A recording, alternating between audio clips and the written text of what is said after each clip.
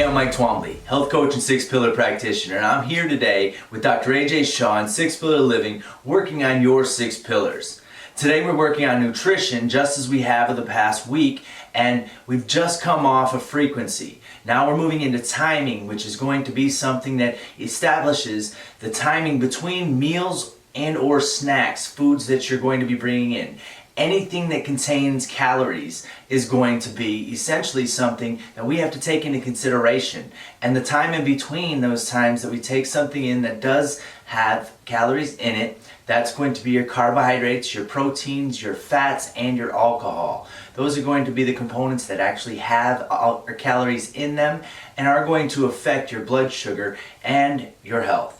Now, with that being said, we have to first maintain or establish essentially what your goal is. And there are generally three goals that we're going to be looking for here. We'll start off with weight loss, we'll go on to muscle gain, and then we'll go on to maintaining your health and or achieving your highest level of health. Now, there are three different goals there. They are very, very distinct in the timing in which you're going to choose for eating and your planning of meals. First, weight loss, the very big one. Everyone seems to have a couple of pounds that they want to lose, a little bit of weight maintenance, a little cutting off here, trimming there, achieving the best physique possible.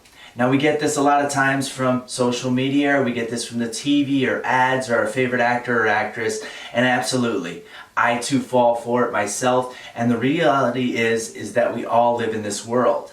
And so how you feel best is what I would pursue if I was going to give you the very best advice with regard to the timing of your foods and the goal that you're pursuing. So if you are looking to lose some weight, first thing you want to take into consideration is that the foods that are more like us, meaning that they contain a lot of water, so these are your fruits, your vegetables, these are going to be things that actually grow out of the ground and hold a lot of their water after the fact, and as they're going into our systems, are going to fly through our system and go into our digestive tract and pass through much quicker, are going to be those that we want to have on a regular basis if we're going to have food multiple times throughout the day. Now, keeping in mind, having the gut empty is going to allow us to use body fat for energy rather than anything in the gut. But clearing our gut as quickly as possible and often as possible is going to be ideal for weight loss. So with that being said, having a piece of fruit or having some vegetables or having something small like that, that will pass the gut in about 30 minutes. That's something that we could have on a more regular basis if we were going to be eating through the day. If you're involved in, like we were talking yesterday with frequency, a little bit of fasting or some fasting broken up throughout the day and going with that, that type of fasting is something that can be done, and having some food in the meal time that you do choose. That's a very effective way to do it, and like I said, when the gut's empty, so does the body have to go elsewhere, which is to body fat, for energy, which means it's going to break down those midsection and tough areas that behind the arm, midsection, the butt, thighs, we all have our area, and trust me, I look for mine to go away as quickly as possible, as effortlessly as possible. So one way you can do that is making sure that the foods that you consume go through the gut quickly and our gut is empty as often and for as long as possible. So planning in those within your timing are very, very important. Now, food is going to pass through, like I said, anywhere from 30 minutes when it's more liquid-based and water-based, and that doesn't mean sugary drinks and things like that. That's going to be something that is going to be causing the blood sugar to rise up, and it's going to take time to pass those through with all the ingredients that are involved. We're talking about natural foods and natural drink. That's going to be something that's going to pass through very quickly.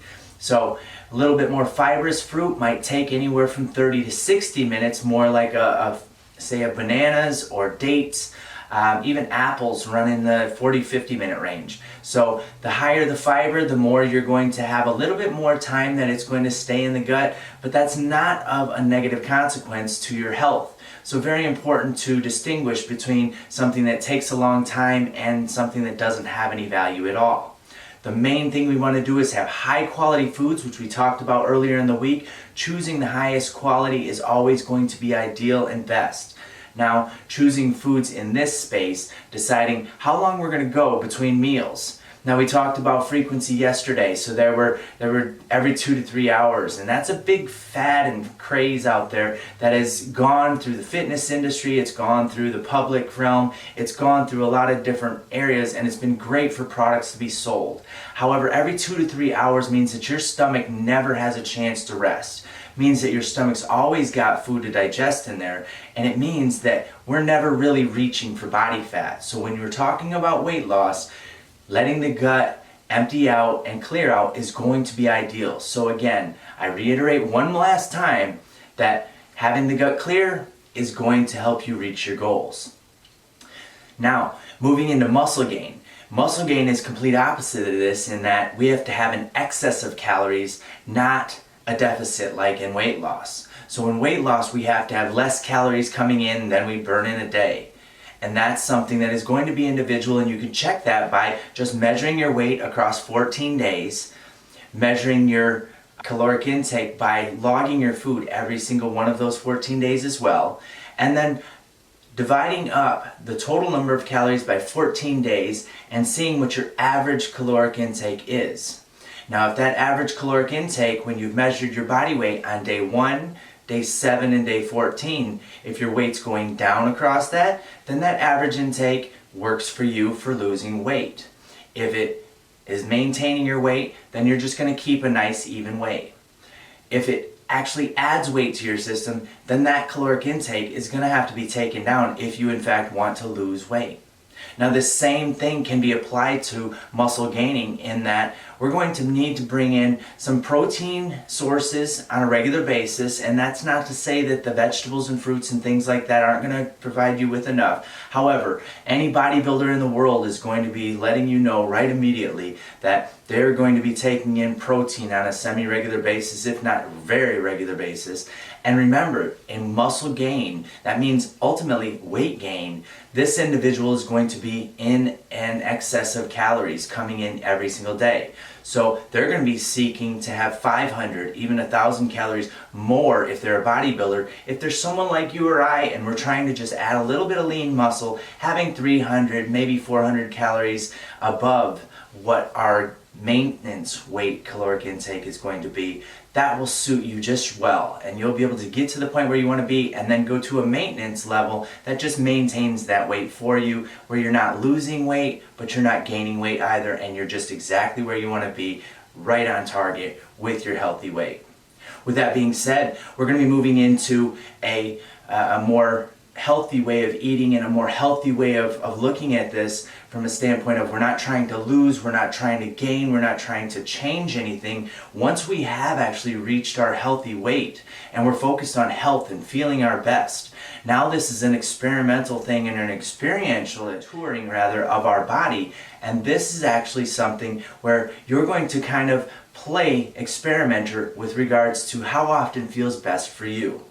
Now again, I would say having an empty gut is always going to be a healthy thing, and it's always going to bring the most health. And I'll bring up the example that I brought up yesterday, in that when an animal is trying to heal itself, it is sick, it is not feeling its best, it will stop eating for the time that it's passing through this virus, this sickness, this cancer, this disease, anything that it's trying to get rid of. It will stop eating and allow the gut to be totally empty to do.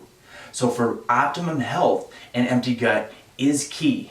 So try to allow for yourself every single day a little opportunity to have the gut totally empty. That will be the best thing for your health. Weight maintenance will occur with this as well, as long as you're bringing in the optimum number of calories for your body weight. And again, just rewind back to what I was saying about having a 14-day measurement across time and then seeing what caloric intake on average works for you to maintain the body weight. So health is going to be found in an empty gut, a strong mind, a strong body, and a balance in your 6 pillars. So again, look for, if you want to go every 2 to 3 hours, that's fine. That's going to be every couple hours that you're going to be eating. That's a little excessive, and again, it's not going to allow for the gut to empty or give you that optimum health. Having 2 meals a day, having 1 meal a day, those are going to be things that you'll have to find out for yourself what actually works best. But every few hours, give it 4 to 5 hours before you have anything else, and have foods that are water-based. Again, going back to the beginning, these are your vegetables, your fruits, even whole grains and those types of things can take in the hours to digest and pass through. What ends up happening with digestion is that we end up doing digesting the proteins in the stomach, and then it passes down into the small intestine for our carbohydrates and our fats, and a little further digestion of the protein to occur. So with that being said, anything that's going to be passing through, make sure you have your fruits, make sure you have your vegetables, and then when you have your main meals, that's where you're really going to get most of your proteins. So Dr. Shah has a wonderful way of living, and this is something that if you've listened to it before, you know that he recommends an 8, 8, and 8 segmentation of the daily interaction with your living and your lifestyle. Now what that means is that we have 8 hours of sleep and rest. Very, very important. We have 8 hours of a professional life, a work, our purpose. For instance, could be even a stay-at-home mother or father, and this being something that is your 8 hour of purpose. And again, we all know that that extends before and after as well, but we have this without any kind of support from anyone else, and this is our primary job and focus. And then we have 8 hours of self-care that ideally are going to come into play for this 8, 8, and 8, sectioning off of what is going to help us reach our healthiest lifestyle. Now, when taking consideration of how to fit and time our food in between all of this, it's going to fall not while we're sleeping, so that 8 hours is gone, but we have a 16-hour window here that we have to decide how much of that and how often we are going to be eating. Now, when you're deciding which way you're going to do this in terms of, am I going for a weight loss, am I going for a muscle gain, or am I going for weight maintenance and best quality of health? That's going to be a decision that you'll have to make and go back to, like I said, the choice that you'll have to make with regard to those specific goals. With that being said, Dr. Shah and I encourage you to work to find some time in the day when you can have an empty gut. Work for some time in the day when you can prepare your foods and make sure that your foods are healthy, high quality foods, and then the timing established such that they are actually coming in at times that reflect the goals that you have. We look forward to helping you reach your goals, and we look forward to helping you reach your healthiest life within the 6 pillars moving forward. We hope you have a great day, and we look forward to serving you soon.